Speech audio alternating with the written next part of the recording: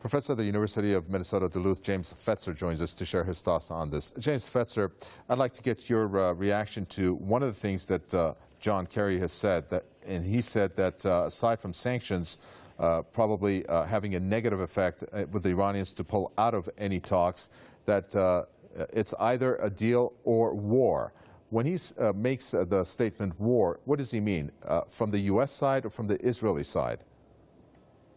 Well, that's a completely outrageous statement for John Kerry to make. I'm shocked by that. I mean, United Nations charter specifies all diplomatic, relationships, opportunities must be fully exploited before there's any consideration of military action, and that would only be permissible under two conditions, namely if Iran posed an imminent threat to the United States, which is obviously not the case, or if it had approval of the Security Council, which of course would never happen. So it's completely and utterly irresponsible for John Kerry to be making such a remark. And during his trip, we know that he was in Israel, he went to the United Arab Emirates, and of course he's trying to appease his allies regarding this possible deal with Iran. And we can see the positive motions that the U.S. President Barack Obama has made regarding Congress not to impose more sanctions. I mean, do you think that there's sincerity in not only Kerry but President Obama to have this at least interim deal signed? And how probable do you think that is? Well, it's very interesting because there are some signs that Obama actually is willing to go against the Israeli lobby and negotiate a diplomatic agreement with Iran. There should be no interference with Iran's right to develop nuclear energy. That appears to be an effort by the American nuclear energy industry to circumvent competition because Iran can provide nuclear fuel rods for third world countries at less expense than can the American.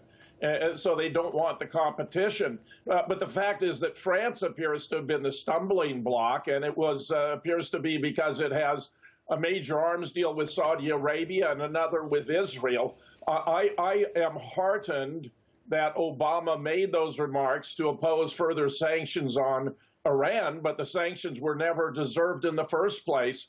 Iran has no nuclear weapons program. Even our own intelligence agencies in 2007 and again in 2011 confirmed that Iran was not pursuing a nuclear weapons program. I believe this has more to do with Iran having abandoned the petrodollar, which of course was also true of Iraq and also true of Libya. And we know what happened there. And of course, with Israel's determination to achieve domination of the Middle East without any opposition whatsoever from a major power, if in fact there is a diplomatic resolution of this issue, then Israel will lose any possible semblance of justification it might have for attacking Iran. Even the former highest levels intelligence service chiefs for Israel have made that observation, which is why Netanyahu is so desperate to provoke something here and to not allow, to undermine the diplomatic initiatives that he finds so threatening to his agenda for the Middle East. Thank you very much for that, James Fetzer, professor at the University of Minnesota Duluth there from Madison. Thank you.